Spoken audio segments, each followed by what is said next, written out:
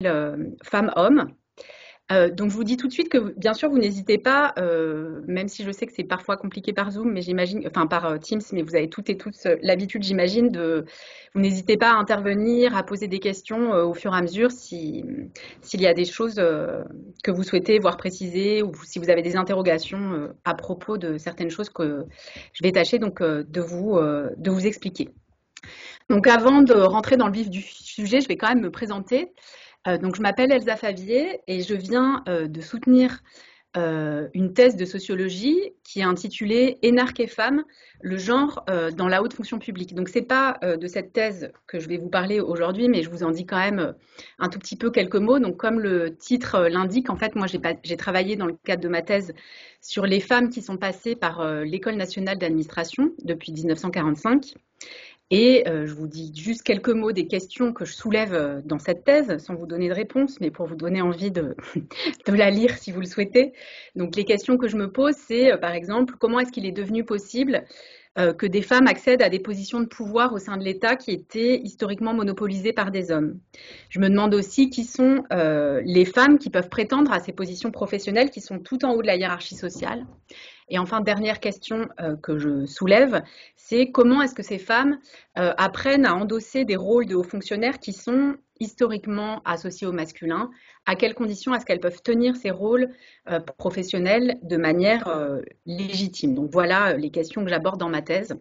Et donc pour vous en dire encore un tout petit mot, je vais vous dire juste quelques mots de l'enquête que j'ai faite. Donc c'est une enquête qui a duré 8 ans, que j'ai réalisée entre 2012 et 2020.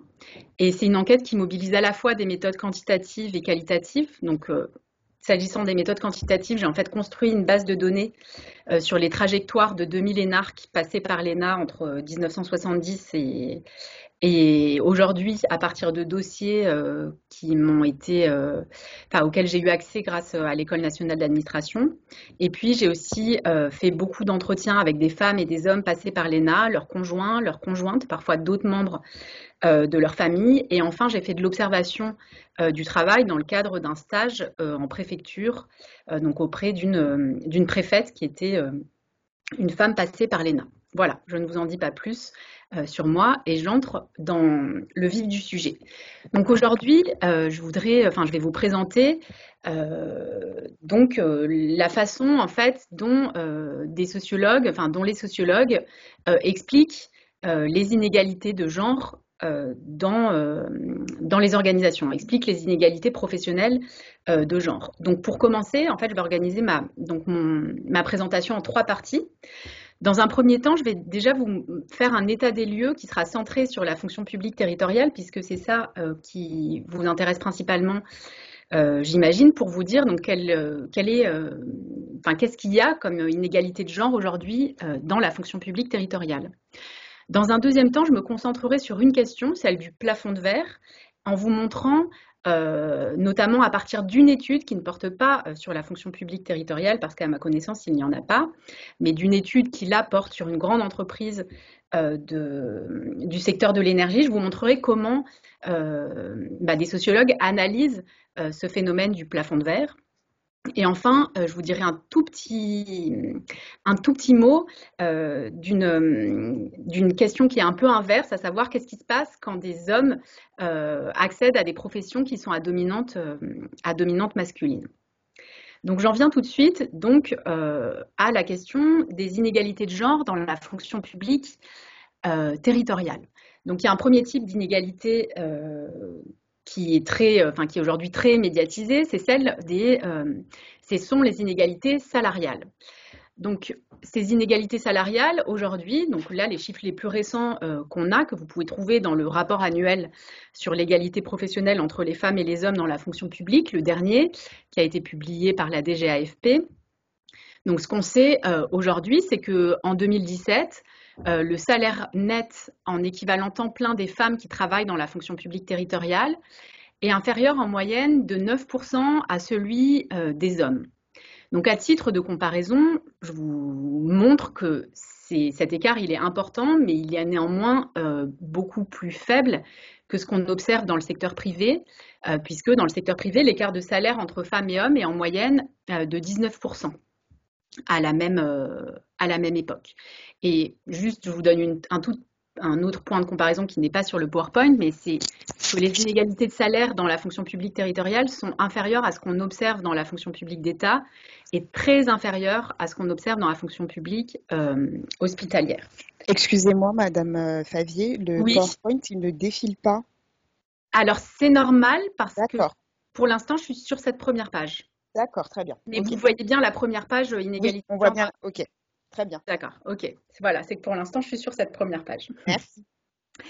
Donc, deuxième point sur cette question des inégalités salariales, ce que je voulais vous dire, c'est que cet écart de rémunération, il existe à tous les niveaux de la hiérarchie de la fonction publique territoriale, mais il est plus marqué en haut de la hiérarchie. Donc, vous pouvez vous en faire, vous faire une idée de cet écart en consultant le tableau que, le tableau ci-dessous où je vous ai reporté les salaires nets mensuels moyens en euros.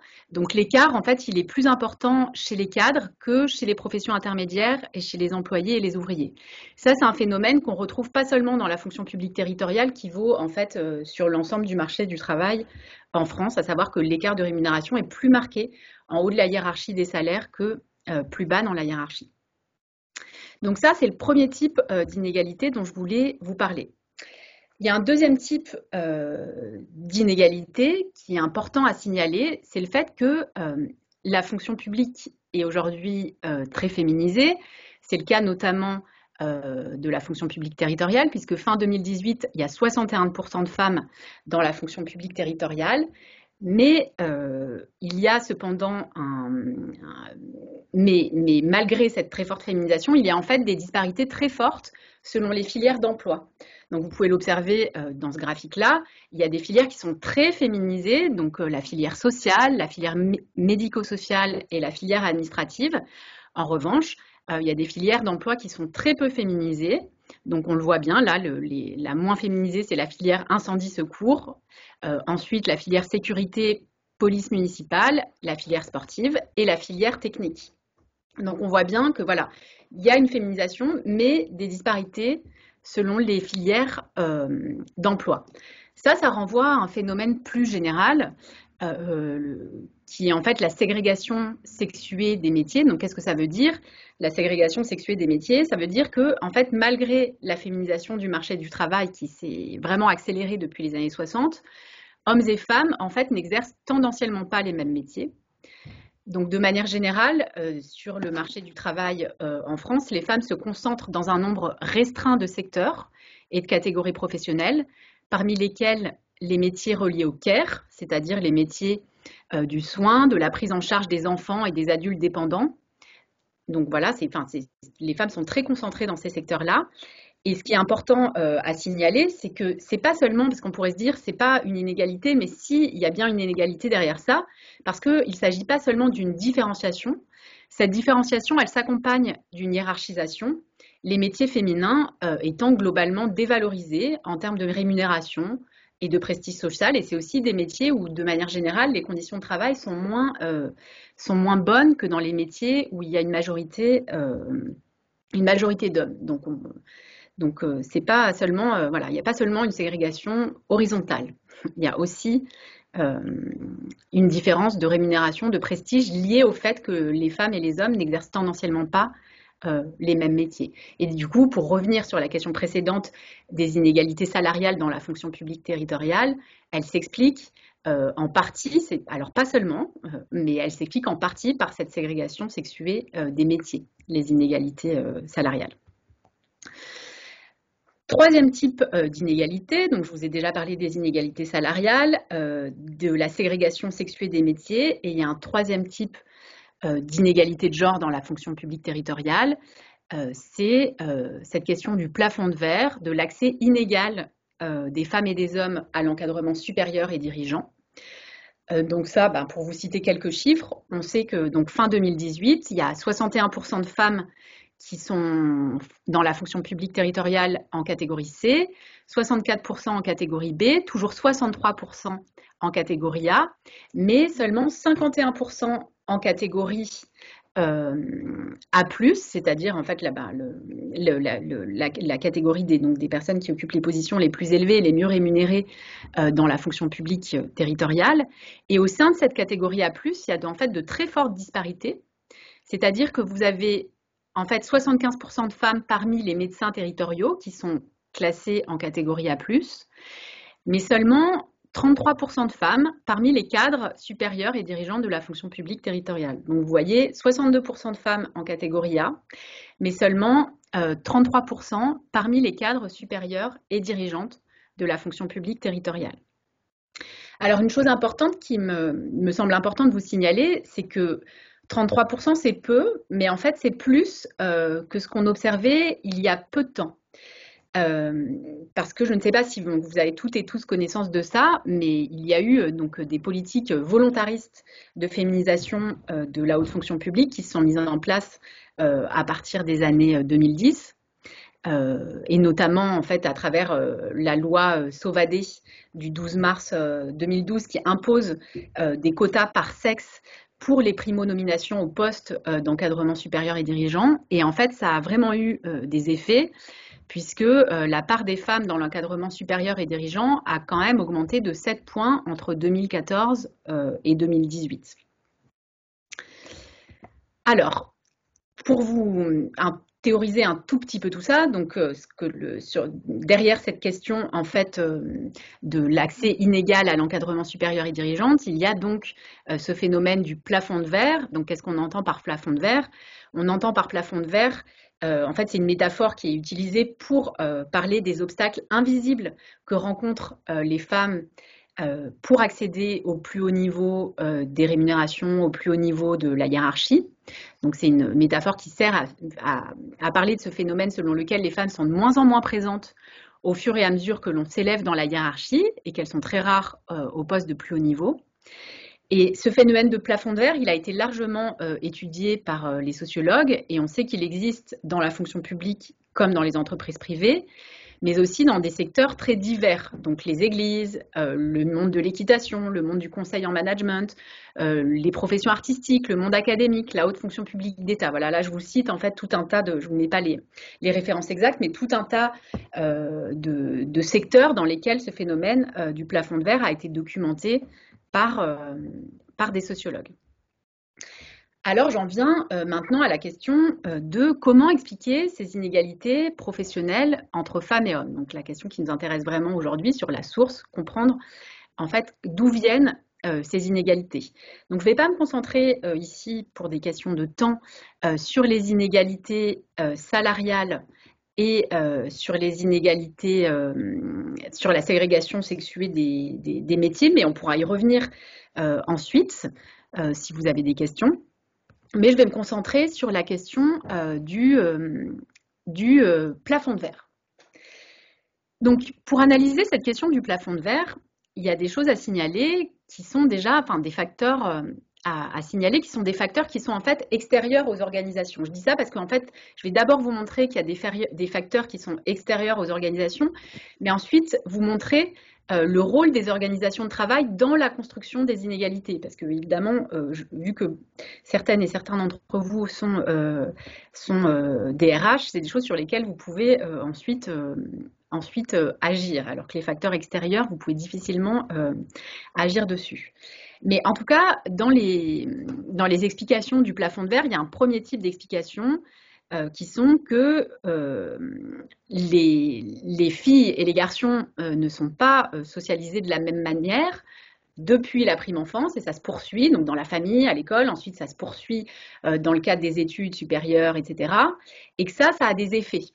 Donc notamment ce qu'on sait sur la socialisation, enfin sur les différences de socialisation selon le sexe, c'est que dès la prime enfance, dans la famille et à l'école, les garçons sont encouragés à prendre des risques physiques et intellectuels, à occuper l'espace, à se battre pour gagner, que les filles, à l'inverse, sont socialisées à limiter leurs mouvements et leur prise de parole, à réfréner leur colère, à se montrer modestes et altruistes. Donc toutes ces qualités-là, toutes ces dispositions-là que les filles intériorisent, ce qu'on sait, c'est que c'est des dispositions qui sont en fait très favorables à leur réussite scolaire. Et d'ailleurs, depuis les années 70, les filles réussissent mieux dans l'enseignement primaire et dans l'enseignement secondaire que les garçons. Et à partir des années 80, elles réussissent mieux dans l'enseignement supérieur. Donc ça, en fait, c'est cette socialisation différente des filles et des garçons. Quelque part, elle est favorable, elle est plutôt favorable aux filles au moment, enfin dans le cadre scolaire, parce que en fait, ce qui est transmis, notamment dans la famille, ça correspond aux attentes de l'école. Mais ces mêmes dispositions qui peuvent être utiles dans un cadre scolaire, elles perdent ensuite de leur utilité quand il s'agit, par exemple, de choisir des orientations qui sont rentables sur le marché du travail, parce que les filles et les garçons ne choisissent pas, enfin, ne s'orientent pas de la même manière dans l'enseignement supérieur. Et aujourd'hui, les filières les plus prestigieuses et les plus rentables restent à dominante masculine. Donc, cette socialisation, elle joue au moment des choix d'orientation, mais elle joue aussi ensuite dans le monde du travail quand il s'agit donc de se battre pour accéder aux positions les plus élevées. Autre élément sur cette socialisation sexuée, dès l'enfance, les filles apprennent aussi qu'elles ne doivent pas sacrifier leur rôle de mère et d'épouse sur l'autel de la réussite, de leur réussite professionnelle. Et à l'inverse, pour les hommes, paternité et carrière font bon ménage. Un bon époux, un bon père de famille, c'est aussi un bon monsieur gagne-pain. C'est aussi quelqu'un qui est investi dans sa carrière professionnelle. Donc tout ça, ces effets pour aller vite, quel est l'effet de cette socialisation sexuelle? C'est que notamment les femmes se tendent à se montrer moins ambitieuses scolairement et professionnellement. Donc ça, c'est un premier facteur extérieur aux organisations de travail. Deuxième facteur, dont vous avez, j'imagine, toutes et tous conscience, c'est la question du couple hétérosexuel et des enfants qui constituent des ressources pour les hommes, pour l'ascension professionnelle des hommes, mais qui constituent en revanche des entraves pour les femmes. En moyenne, bien sûr, il y a des exceptions à ça, mais voilà.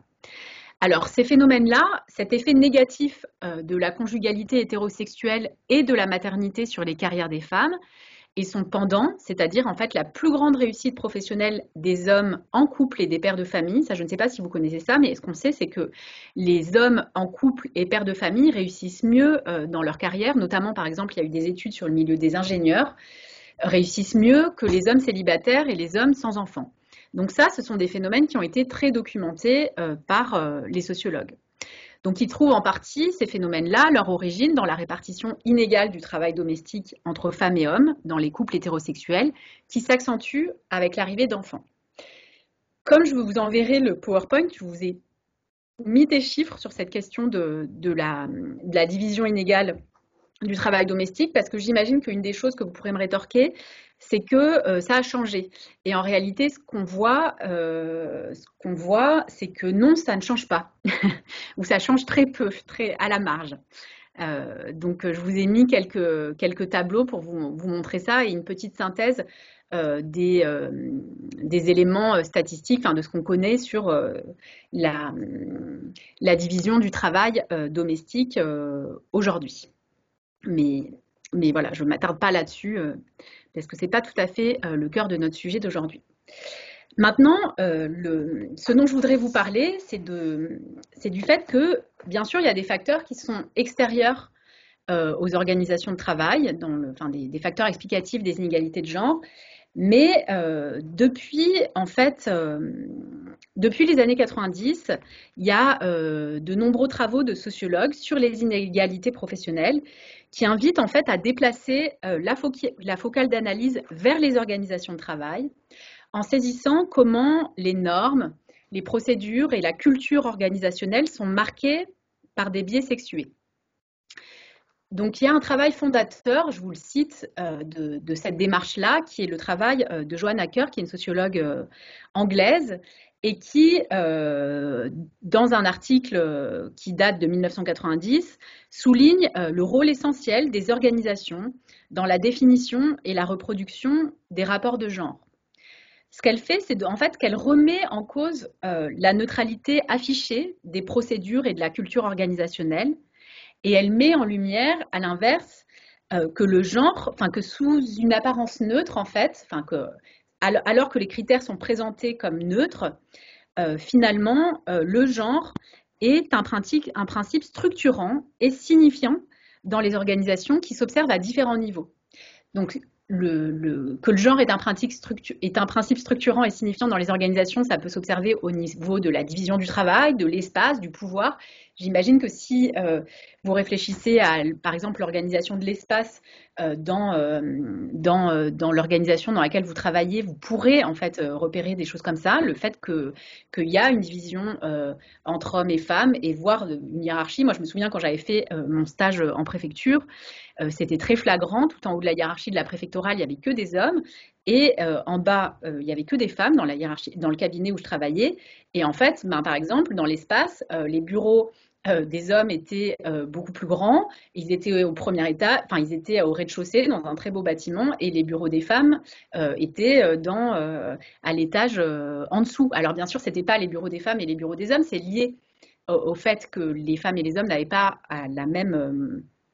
accès, enfin n'occupent pas les mêmes postes, mais de fait, du coup, dans l'espace, se matérialisait cette hiérarchie entre les hommes et les femmes, entre le masculin et le féminin. Donc, que le genre est un principe structurant et signifiant dans les organisations, ça peut aussi s'observer au niveau des symboles, des images qui participent d'une hégémonie masculine et qui renforcent les inégalités. Par exemple, le symbole du cadre supérieur puissant, autoritaire, au fait de la technique qui contrôle ses émotions.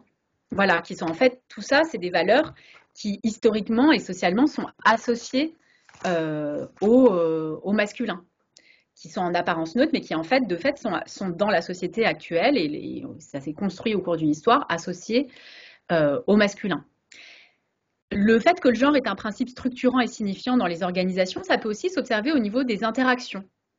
Par exemple, le fait qu'il y ait des interactions genrées. Par exemple, si vous regardez dans une réunion, la distribution du temps de parole entre les femmes et les hommes. Et tous ces éléments-là, en fait, ils alimentent ensuite les composantes de genre de l'identité individuelle. Comment on s'habille, comment on parle, la conception qu'on a des tâches appropriées pour soi, etc.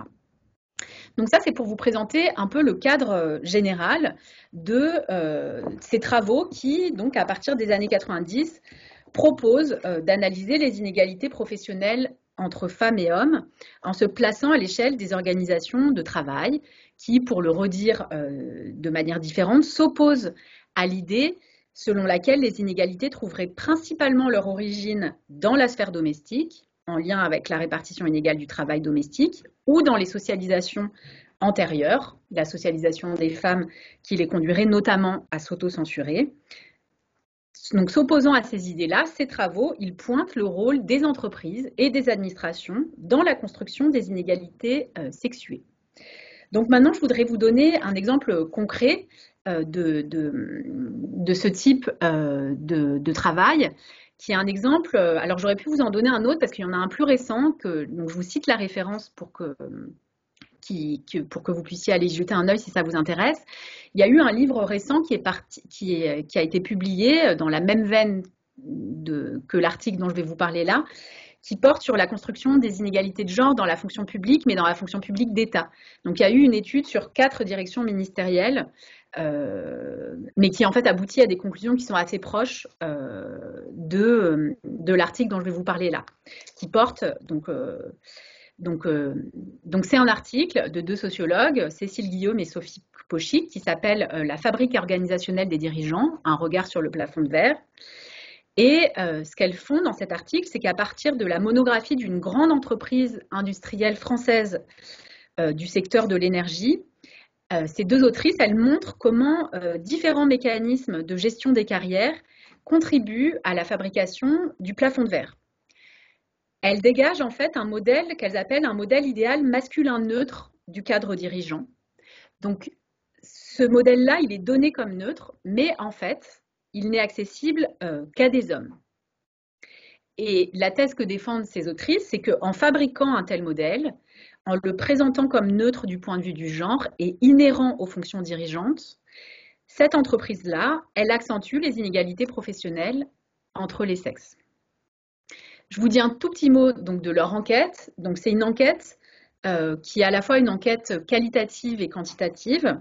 Donc, elles ont fait 70 entretiens avec des cadres qui portent à la fois sur la carrière professionnelle et la vie personnelle. Donc, ces cadres, ils occupent des positions variées dans l'organisation. Il y a des cadres dirigeants qui sont situés à différents niveaux, des cadres plus jeunes qui sont étiquetés comme des cadres à potentiel par leur hiérarchie, et des cadres lambda qui sont considérés comme sans potentiel. Donc, elles ont fait des entretiens avec ces différents cadres et puis à la fois avec des hommes et avec des femmes. Autre méthode qu'elles mobilisent, elles ont aussi construit une base de données à partir du fichier du personnel. Donc cette base de données, elle contient des variables sociodémographiques comme le sexe, l'âge, le diplôme, la situation familiale, et elle détaille aussi la situation professionnelle. Et enfin, elles ont aussi fait des entretiens avec des cadres qui s'occupent de la gestion des carrières au sein de l'entreprise et avec des consultants et consultantes qui travaillent pour cette entreprise. Et elles ont, mais de manière un peu moins approfondie, elles ont fait des observations qui permettent de mieux comprendre, elles ont fait des observations qui permettent de mieux comprendre les outils de gestion des cadres à potentiel. En fait, et donc j'en viens maintenant donc, aux explications qu'elle donne au plafond de verre. Donc en fait, elle dégage, ces autrices, trois grands ensembles de facteurs qui contribuent à favoriser l'ascension des hommes au sein de l'entreprise. Donc il y a d'abord un premier ensemble de facteurs qui sont en fait des éléments qui ont trait. Ah, j'ai fait une faute d'orthographe, qui est un reste en trop, ayant trait, mais voilà. Il y a des éléments qui ont trait aux politiques formelles de gestion des carrières, qui sont en fait censés être neutres, qui sont présentés comme neutres, mais qui de fait, en fait, avantagent les hommes. Donc je vous donne les éléments qu'elle donne. En ce qui concerne les politiques formelles de gestion des carrières, ce qu'elle repère d'abord, c'est l'importance qui est donnée au diplôme initial. Dans cette grande entreprise-là, les diplômes qui sont valorisés, qui servent, enfin en fait, qui vont avoir une importance dans la promotion professionnelle, qui permettent des promotions professionnelles, ce sont des diplômes de très grandes écoles d'ingénieurs, notamment polytechniques. Et il y a d'autres diplômes, par exemple les diplômes de grandes écoles de commerce ou d'écoles de commerce ou des diplômes en droit, qui sont beaucoup moins valorisés lors des promotions professionnelles. Et ça a un effet, en fait, c'est qu'en donnant une telle importance aux diplômes d'école d'ingénieurs, de fait, en fait, ce sont les hommes qui sont avantagés parce que les femmes sont minoritaires dans les écoles d'ingénieurs les plus prestigieuses, alors que, par contre, elles sont nombreuses dans les écoles de commerce ou dans les diplômes en droit. Donc, premier élément, bah voilà, en donnant une importance au diplôme initial dans la promotion professionnelle, qui est un critère qui est en apparence neutre du point de vue du genre, en réalité, cette entreprise-là, elle favorise les hommes.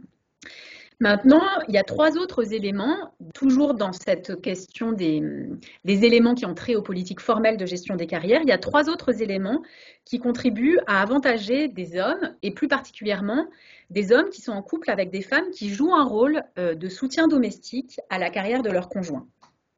Alors ces éléments-là, c'est par exemple le fait que pour progresser au sein de l'entreprise, les cadres doivent être mobiles géographiquement. Et ce qu'on sait sur la mobilité géographique, et ça joue aussi beaucoup dans la fonction publique, en tout cas, je ne sais pas ce qu'il en est dans la fonction publique territoriale que je connais assez peu, mais dans la fonction publique d'État, c'est un vrai critère de promotion d'être mobile géographiquement. Et ce qu'on sait sur la mobilité géographique, c'est qu'en l'état actuel de ce que sont les couples hétérosexuels, les femmes suivent leurs conjoints, mais l'inverse n'est pas vrai. Et donc, en faisant de la mobilité géographique un critère de promotion, bah, de fait, on avantage les hommes. Autre élément, toujours dans cette politique formelle de gestion des carrières, pour accéder aux positions les plus élevées, les cadres doivent faire preuve d'une disponibilité extensive pour l'entreprise. Donc ça, d'une disponibilité extensive au quotidien. Or, de fait, comme le travail domestique est inégalement réparti entre femmes et hommes, en faisant du critère de disponibilité extensive un critère de promotion, de fait, on favorise les hommes et on désavantage les femmes.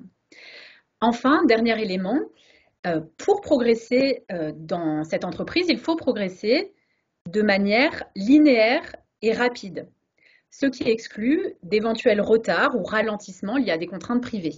Donc, quand vous faites d'un critère de promotion le fait de connaître une carrière rapide et ascendante entre 30 et 35 ans, par exemple, ben de fait, vous désavantagez des femmes enfin, vous désavantagez les femmes qui sont mères de famille. Donc l'idée derrière ça, c'est que finalement, les salariés qui sont en mesure de se plier à de tels impératifs sont ceux qui peuvent déléguer à leurs conjointes les charges du travail domestique et parental. Comme ce travail, il est inégalement réparti entre hommes et femmes au sein des couples hétérosexuels, un tel modèle de carrière favorise les hommes. Parce que finalement, même lorsque leurs ressources économiques permettent à des femmes de déléguer les tâches domestiques à des tiers, c'est quand même à elles qu'incombe la responsabilité de cette sous-traitance. Un dernier élément à mentionner là-dessus, c'est que ce que je vous ai dit, en fait, vous pourriez me dire, ces contraintes-là, finalement, elles s'exercent particulièrement sur les mères de famille, principalement sur les mères de famille, peut-être même uniquement. Mais en réalité, ce que montrent les deux autrices, c'est que ces contraintes ont une incidence sur l'ensemble des femmes cadres qui sont perçues comme des mères potentielles. Et par exemple, dans cette entreprise, c'est pas rare que des femmes célibataires sans enfants ne se voient pas offrir de postes à enjeu qui sont jugés incompatibles avec une vie de famille. Donc ça, c'est pour le premier ensemble de facteurs. Maintenant, il y a un deuxième ensemble de facteurs qui sont en fait des éléments plus informels qui viennent renforcer le plafond de verre. Et ces éléments plus informels, c'est en fait le rôle, le poids des relations informelles dans la promotion professionnelle. Donc ce que montrent les autrices, c'est qu'au fil des années, dans cette entreprise, les dirigeants s'entourent d'un réseau de proches qu'ils aspirent dans leur sillage et placent dans d'autres directions. Donc, noyés dans la masse des hauts diplômés, les jeunes cadres ambitieux comprennent très vite qu'il est crucial de se faire repérer par un grand patron. En somme, pour réussir, il ne suffit pas d'avoir un bon diplôme, mais il faut apprendre à se rendre visible, à se valoriser. Et cette dimension relationnelle de la carrière dans cette entreprise-là, elle est souvent dénoncée par les femmes qui revendiquent d'abord une reconnaissance objective de leurs compétences à travers leurs résultats. Alors la question qu'on peut se poser, c'est pourquoi ces éléments-là, pourquoi est-ce que ces réseaux informels, le rôle des réseaux informels dans les promotions, joue en faveur des hommes? C'est pas seulement parce que, il y a un premier élément qui est assez simple à comprendre, qui sont que, en fait, les hommes nouent des relations entre eux dans le cadre de sociabilité masculine dont les femmes sont exclues. Deuxième élément, parce que les femmes, en raison de contraintes domestiques, sont moins disponibles pour les sociabilités hors travail, donc n'ont pas le temps, en fait, de construire ce réseau-là. Mais il y a d'autres éléments qui sont un peu plus insidieux, on va dire, qui sont par exemple le fait que dans cette entreprise-là, une majorité de femmes est cantonnée à des fonctions d'expertise ou de gestion de projet dans des directions qui n'offrent qu'un petit nombre de fonctions dirigeantes. Et comme cette organisation est très cloisonnée, ces femmes, en fait, elles sont peu visibles dans l'entreprise et elles disposent d'un réseau limité dans la sphère dirigeante. Donc vous voyez, là, il y a des éléments dans la construction du plafond de verre qui sont liés à ce que je vous disais tout à l'heure sur la ségrégation sexuée des métiers. Là, le fait que les femmes sont plutôt dans des fonctions d'expertise dans cette entreprise. Et dernier élément, qui est en lien avec cette question du diplôme, c'est que une majorité de femmes dans cette entreprise sont issues d'écoles de commerce ou de l'université et non des grandes écoles d'ingénieurs et qu'elles ne disposent du coup pas du réseau des diplômés des grandes écoles d'ingénieurs. Donc ça, c'est pour ce deuxième grand ensemble de facteurs dont je vous parlais, le poids des relations informelles dans la promotion professionnelle. J'en viens à un dernier ensemble de facteurs. C'est le fait que dans cette entreprise, la carrière des cadres supérieurs, elle se joue dans la capacité à se conformer à une figure idéale de manager, ambitieux, résistant physiquement, maîtrisant ses émotions et charismatique. Et ces qualités-là, elles sont socialement construites et naturalisées, elles sont socialement construites comme masculines. Pour vous montrer peut-être un peu plus concrètement ce qu'elles entendent par là, ces autrices, elles analysent notamment les tests, les jeux de rôle qui sont proposés en fait aux cadres pour valider leur potentiel. Et ce qu'elle montre, c'est que lors de ces expériences, lors de ces tests, de ces jeux de rôle, de nombreuses femmes sont jugées négativement et que les appréciations dont elles font l'objet sont en fait sexuées. Donc notamment, il y a 2 reproches principaux qui sont adressés aux femmes cadres supérieures et je vous les donne parce que c'est pour nuancer, enfin pour vous montrer qu'en fait, c'est jamais des choses qui sont très directes. Enfin, ça peut être des choses très directes de on veut pas de femmes, mais souvent c'est un peu plus subtil que ça. Donc là, je vous montre les reproches qui sont adressés à des cadres supérieurs qui ont des diplômes et des carrières antérieures différentes. Donc il y a un premier type de femmes qui sont des femmes ingénieures, passées par l'épreuve de l'opérationnel. Et ces femmes-là, elles se voient souvent reprocher leur style de management directif, qui tranche avec l'aisance et la distance dont font preuve leurs collègues hommes. Il y a un deuxième type de reproche qui est adressé à d'autres femmes, qui sont en fait des femmes qui sont des juristes issues de cabinets d'avocats ou des financières provenant de banques d'affaires, qui, elles, se voient au contraire reprocher de ne pas respecter les codes de bonne conduite attachés à l'exercice du pouvoir. Elles critiquent le poids de la hiérarchie, elles prennent des initiatives individuelles, elles affichent leur ambition. Et ces femmes-là, comme les hommes qui font preuve de comportements décalés, parce qu'il y en a aussi, bien sûr, enfin de comportements décalés avec les attendus organisationnels, ces femmes-là, elles sont incitées à suivre des coachings. Mais selon les autrices, ce qu'elles montrent en analysant ces séances de coaching, et là je cite l'article, c'est qu'il ne s'agit pas seulement de les faire rentrer dans le rang, comme pour leurs homologues hommes, mais de manière plus subtile, de les aider à trouver une manière d'occuper le rôle qui soit acceptable pour leur environnement de travail, tout en modérant leur ambition. Et donc ça, c'est une chose qui a été beaucoup montrée, d'ailleurs je le vois aussi très bien en analysant les femmes énarques, c'est que les femmes qui accèdent en fait à des positions dirigeantes, elles doivent à la fois se conformer à ces attentes de rôle attachées à la figure du dirigeant, qui sont en fait des attentes masculines, ces figures-là, elles sont souvent associées au masculin, mais en même temps, elles doivent faire le genre. Alors quand je dis faire le genre, c'est qu'elles doivent continuer à prouver qu'elles sont bien des femmes, qu'elles ont des qualités, qu'elles doivent continuer à prouver au quotidien qu'elles sont bien des femmes. Et ça, ces injonctions-là contradictoires, ça rend leur vie quotidienne compliquée. Voilà. Alors, je vais m'arrêter là pour cette question du plafond de verre. Et je voulais vous parler d'une dernière chose, mais en fait, je ne vais pas le faire, qui était donc la question des hommes qui accèdent à des positions, qui accèdent à des professions à dominante féminine, pour vous montrer que ce phénomène du plafond de verre, en fait, il ne vaut pas pour les hommes qui accèdent à des professions féminines, puisque au contraire, il y a un phénomène qui a été montré à partir des années 90, qui est ce phénomène de l'escalator de verre, selon lequel finalement les hommes tirent un avantage de leur position minoritaire dans des milieux féminins. Et je vous cite juste 2 études là-dessus, donc des hommes chez les sages-femmes et les hommes dans les métiers de la petite enfance. Mais je vais m'arrêter là. Juste vous rappeler les éléments principaux que je voulais mettre en avant et puis pour laisser la place à la discussion. Donc, les éléments, je vous les rappelle. Déjà, j'ai mis en évidence, premièrement, j'ai mis en évidence qu'il existe une ségrégation horizontale et verticale dans la fonction publique territoriale.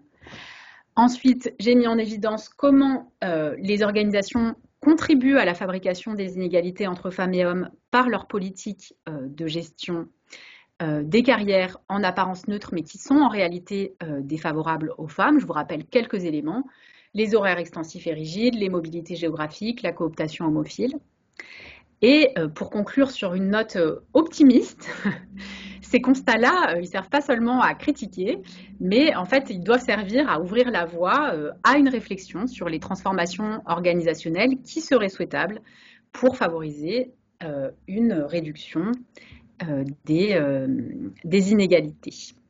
Et bien, je vous remercie pour votre attention et je vais remettre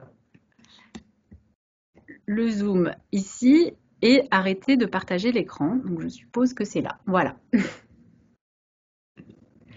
Juste petite question, désolé de te déranger. Oui. C'est juste que personne n'a vu ton PowerPoint. Est-ce que tu Ah penses bon? que tu pourrais leur envoyer? Parce que dans la conversation, C'est ce que je vous ai il Ah, demande si c'est possible d'envoyer le PowerPoint. bien sûr, bien sûr, bien sûr. Donc voilà. Il n'y avait C'est- pas le PowerPoint? C'était l'objet de mon intervention Ah, au tout zut. début. Oh non, en plus il était très beau mon PowerPoint. Ah, mais on n'en doute pas. Bah oui, je vous l'envoie sans problème. Merci. Je sais pas mais voilà, je vous l'envoie. Donc voilà, je pense pas qu'on puisse le partager par Zoom, enfin, est-ce que je peux le partager par Teams? Non, je vous l'enverrai par mail.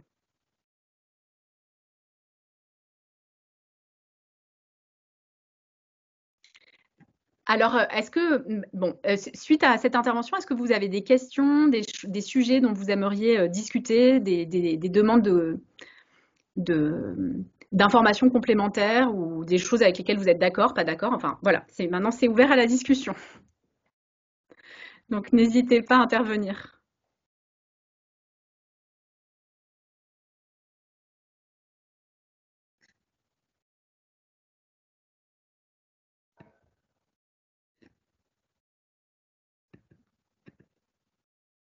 Alors, est-ce qu'il y a bien des gens qui sont là? Parce que comme je n'entends pas de réponse, ça m'inquiète un petit peu.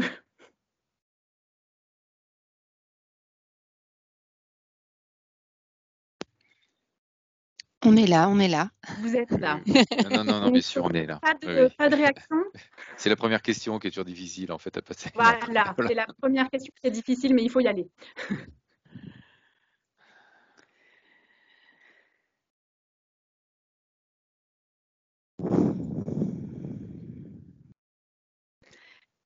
Alors peut-être que c'est moi qui vais vous poser des questions. Mm.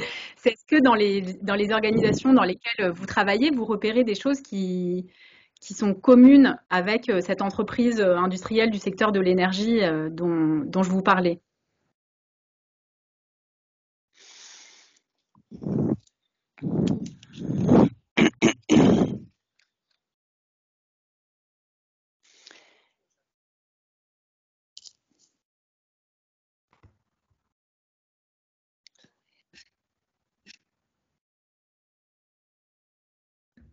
Ou est-ce qu'à l'inverse, ça vous semble très différent?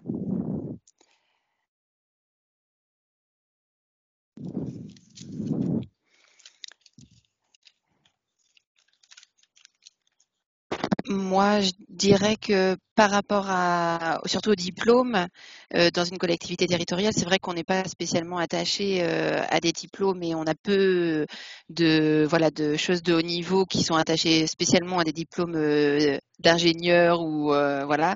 Donc, je pense que par rapport à ça, on n'est pas tout à fait dedans. Par Mhm. contre, il y aura toujours quand même la question de la disponibilité. Où Mhm. voilà où les personnes, on voit bien nos dirigeants, les DGA, ou voilà qui travaillent le week-end, qui envoient des mails à 20h, à 21h pendant leurs vacances, qui sont encore avec leur leur portable et tout ça. Donc là, on voit qu'effectivement, il y a quand même cette question de disponibilité où c'est vrai que quand on est mère de famille, et je vous rejoins sur le fait que même si on ne l'est pas, potentiellement, ils se disent: «Ah, elle a quel âge? Bon, 30 ans, elle est peut-être mariée, peut-être qu'elle n'est pas encore mère de famille, mais qu'elle va qu'elle va le devenir». Donc potentiellement, effectivement, il y a quand même cette question, et des fois qui est ouvertement, en plus, dite de la part, des services. En plus, c'est même pas caché et c'est même pas un tabou, quoi. Ouais, ouais. Alors peut-être sur cette question, il y a deux choses, enfin je peux un peu préciser. D'abord vous dire que j'ai écrit un article sur le sujet, je vous ai juste mis le titre, mais que vous pourrez trouver en ligne dans la Revue française d'administration publique, qui s'appelle «Pourquoi une présence au bureau de 15 heures par jour? Rapport au temps et genre dans la haute fonction publique». Donc je ne vous parle pas de cet article-là, mais par contre je voudrais vous donner quelques éléments qui sont tirés du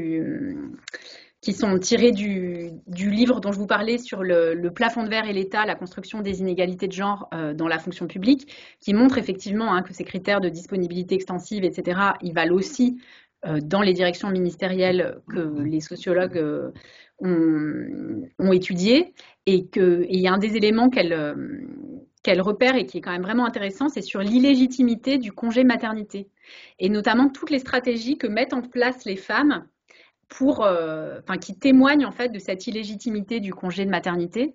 Donc par exemple, des femmes qui se débrouillent, alors elles ont une expression pour n'avoir qu'un enfant par poste. Leur critère dans leur tête, c'est qu'elles ne font pas 2 enfants sur le même poste. Donc elles se débrouillent par exemple pour faire des enfants au moment de transition professionnelle, etc. Enfin, en tout cas, plein de stratégies pour que le congé maternité soit le moins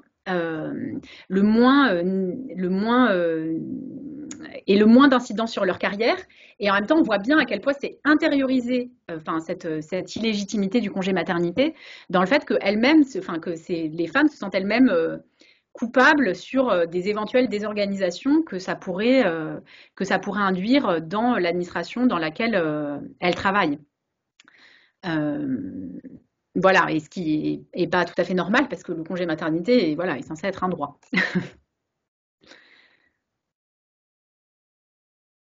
Alors, est-ce que d'autres personnes souhaitent intervenir justement sur les… Par exemple, je ne sais pas du tout comment ça se passe sur ces questions par exemple, des outils de détection des cadres à potentiel. Est-ce qu'il y a ça aussi est-ce que vous utilisez des choses comme ça dans votre travail? Et est-ce que vous pouvez repérer qu'éventuellement, dans ces outils, il y a des choses qui peuvent en apparence être neutres, mais en fait, de fait, avantager plutôt les hommes?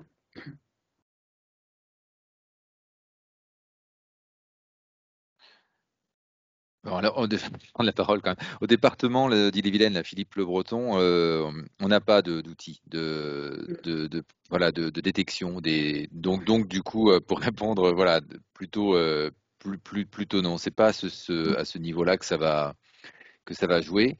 Mmh. Par contre, dans ce que vous dites, voilà, on est quand même dans ce que dans votre présentation, vous êtes allé plus loin que enfin, je veux dire les outils de détection qu'on a actuellement, quoi, quelque part. C'est vrai, on va et moi je m'interroge par rapport à ça sur la façon, la méthode après pour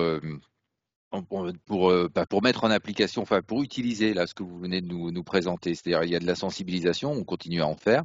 C'est vrai qu'on est confronté à un moment donné à une situation où on dit bon voilà, on fait déjà des choses, on a l'impression, voilà, peut-être plus quand on est des hommes encore, je sais pas, mais en tout cas qu'il y a des choses qui sont faites.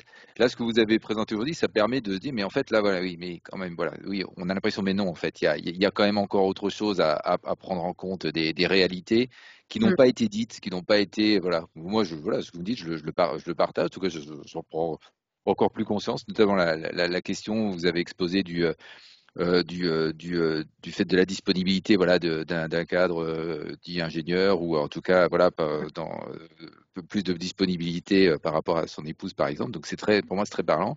Et donc du coup c'est la question après, c'est voilà, c'est quelle modalité, un peu quel retour d'expérience auprès des autres collègues après sur ces aspects-là, parce qu'on est quand même beaucoup sur des questions de sphère familiale aussi, tout ça, donc c'est pas automatiquement évident. Voilà, c'est un peu la question de plan d'action derrière. Alors du coup, je vais laisser vos collègues vous répondre sur cette question de justement qu'est-ce qui est fait, qu'est-ce qui peut être fait, etc., sur cette question de la disponibilité. Maintenant, c'est juste pour attirer votre attention parce que vous me dites ça se joue dans la sphère familiale et précisément toutes ces sociologues féministes des organisations, ce qu'elles disent, c'est que oui et non, c'est-à-dire que ça se joue aussi dans les organisations parce que de fait, quand vous faites une politique de promotion de carrière, etc., quand vous valorisez des personnes qui sont disponibles de manière extensive, de fait, vous favorisez les hommes. Donc, c'est vraiment pour remettre que sur cette question de la disponibilité, remettre en avant l'idée que, en fait, sur cette question de la disponibilité, les organisations de travail les organisations, les administrations, les entreprises participent, en fait, à la construction des inégalités professionnelles, parce qu'en fait, elles entretiennent aussi ces modèles de couple, d'une certaine manière, elles entretiennent aussi ces modèles de couple où il y a besoin d'un conjoint qui enfin en l'occurrence d'une conjointe, Mhm. qui se dévoue à la carrière. Parce que les hommes qui progressent dans la hiérarchie, ils progressent parce qu'ils ont une conjointe à qui ils délèguent un certain nombre de choses. Donc des choses qui relèvent de la sphère privée, les enfants, etc., mais aussi des choses qui relèvent de la carrière, organiser des repas, organiser des déménagements, par exemple, enfin des choses comme ça. Donc Tout les à enfants fait. ont un rôle à jouer là-dedans. Non, non, évidemment, on est bien d'accord, oui, oui, tout à fait. Mais du coup, est-ce que d'autres personnes veulent réagir à cette question-là, sur ce qui est fait, à faire dans les administrations dans lesquelles vous travaillez? Bah, moi, je veux bien rebondir. Donc, je me représente, Cindy Traoré, Mérite Pantin. Donc, je suis chargée de mission au sein de la DRH. Donc, je suis sur les questions relatives à la prévention des risques professionnels avec une de mes collègues aussi qui est présente ce matin, et sur le volet égalité professionnelle entre les femmes et les hommes. Et du Mm. coup, sur ce deuxième volet, donc, les collectivités, elles doivent déployer un plan d'action justement pour mettre en place des mesures correctives. Et donc, nous, on souhaite s'intéresser aux politiques de recrutement, voir dans quelle mesure, à travers nos outils de recrutement, on peut, malgré nous-mêmes, favoriser ou, comment le dire simplement, je vais prendre un exemple. Tout à l'heure, vous disiez dans votre présentation qu'il y a effectivement certaines filières au sein de la fonction publique territoriale fortement féminisées, donc notamment les métiers du care.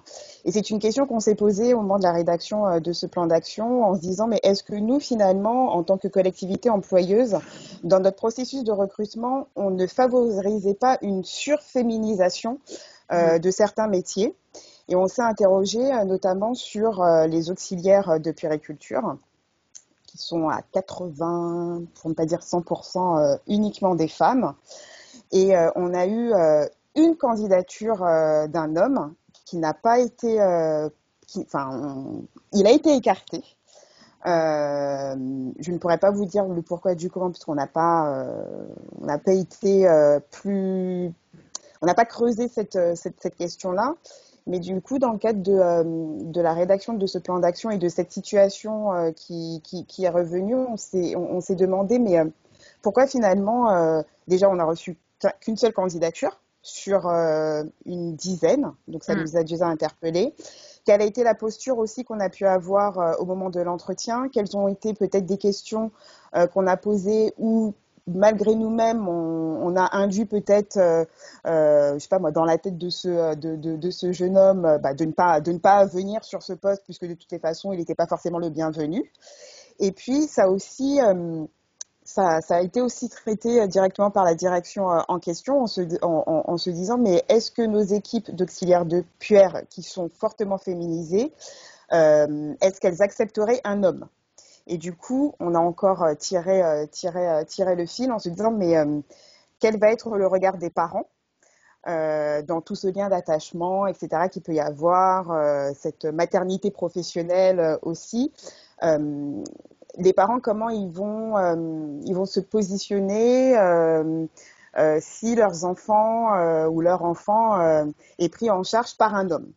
Donc voilà, en fait, on se pose tout un tas de questions et on souhaite avoir une approche très sociologique pour le coup. En tous les cas, c'est ce qu'on a voulu mettre en place dans ce plan d'action, avec vraiment des hypothèses de départ, des groupes de réflexion, des enquêtes terrain aussi qui soient faites, avec une approche très pluridisciplinaire, parce que voilà, on est conscient que l'on peut nous-mêmes, qu'on a déjà des biais. Nous-mêmes, il y a des préjugés qui structurent aussi notre façon d'entrevoir les choses et de les appréhender, et qui viennent aussi se matérialiser par des outils aussi, et on peut être aussi dans une forme de reproduction sociale de certaines choses qui se jouent clairement dans la sphère privée, mais dans la sphère sociétale de façon plus large. Ok. Voilà. Alors, je réagis à votre question. Alors d'abord, à votre intervention, pardon, en vous citant un des articles dont je voulais vous parler, mais qui est sur le PowerPoint, hein, que je vous enverrai. Mais c'est justement sur cette question des hommes dans les métiers de la petite enfance. Donc, ce que je vous disais, c'est qu'on sait, par rapport à la question que vous posez, que dans la plupart quand même des cas qui ont été observés, des situations qui ont été observées, les hommes sont plutôt favorisés dans les professions où ils sont minoritaires. Après, avec des questions, c'est sur ces métiers de la petite enfance, effectivement, quand même des choses qui jouent, et notamment, par exemple, oui, voilà, j'y pense notamment dans les métiers de la petite enfance, c'est qu'une fois qu'ils sont recrutés, parfois, ils sont délestés de tout un tas de tâches qui sont en fait des tâches assez ingrates, du type les soins d'hygiène aux enfants, justement parce que, étant des hommes, il y a ces soupçons de pédophilie, etc., qui font mais que finalement ce truc-là joue plutôt en leur faveur parce qu'ils sont déchargés des tâches les plus ingrates. Donc c'est un tout petit exemple sur cette question des hommes dans des métiers à dominante féminine, pour dire que ce qui a été montré, c'est plutôt l'idée qui sont favorisées. C'était une première chose sur laquelle je voulais réagir par rapport à votre intervention. Et en fait, je ne me souviens plus de la deuxième chose. Donc, je vais m'arrêter là. Est-ce qu'il y a une deuxième... est-ce qu'il y a encore des personnes qui souhaitent intervenir pour parler justement de leur propre... de leurs expériences dans le quotidien du travail?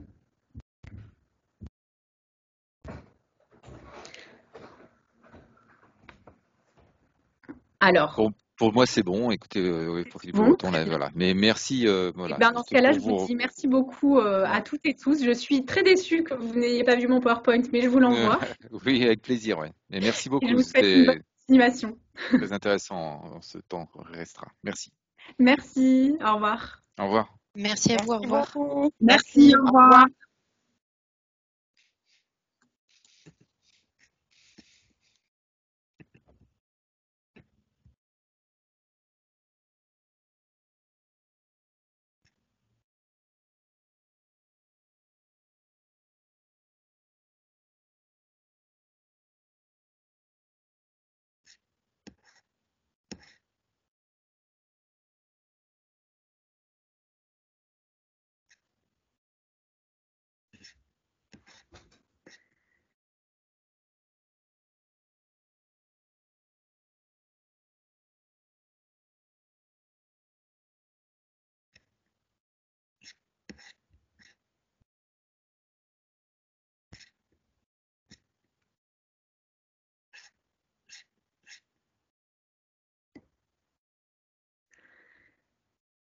Et donc, je vais terminer avec une conclusion qui rappelle ce qui a été abordé au cours de cet atelier.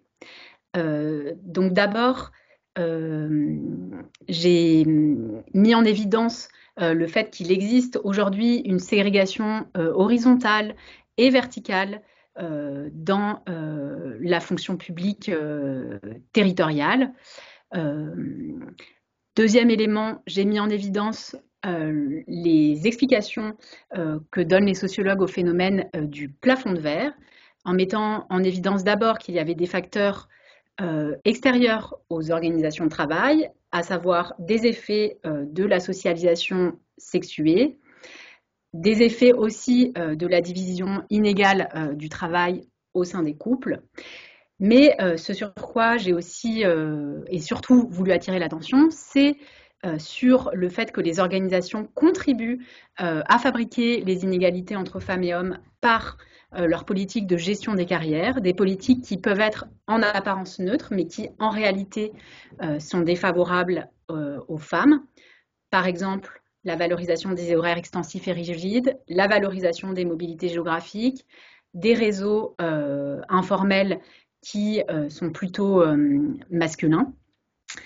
Troisième élément que j'ai mis en évidence, le fait que les hommes qui sont dans des professions à dominante féminine ne connaissent pas les mêmes obstacles, les mêmes entraves que les femmes qui sont dans des professions à dominante masculine. Donc le pendant de ce qu'on appelle le plafond de verre pour les femmes, c'est l'escalator de verre que connaissent les hommes dans les milieux où ils sont minoritaires.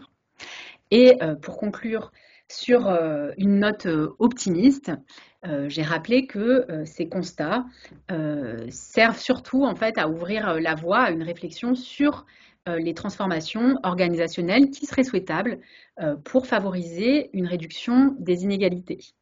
Donc, dans la discussion qui a suivi cette intervention, il a beaucoup été question de disponibilité extensive pour le travail et il y a eu des échanges sur la façon dont, dans différentes administrations, les personnes qui assistaient à l'atelier tâchent de réfléchir pour justement voir quelles transformations organisationnelles seraient souhaitables pour favoriser une réduction des inégalités. Je vous remercie pour votre attention.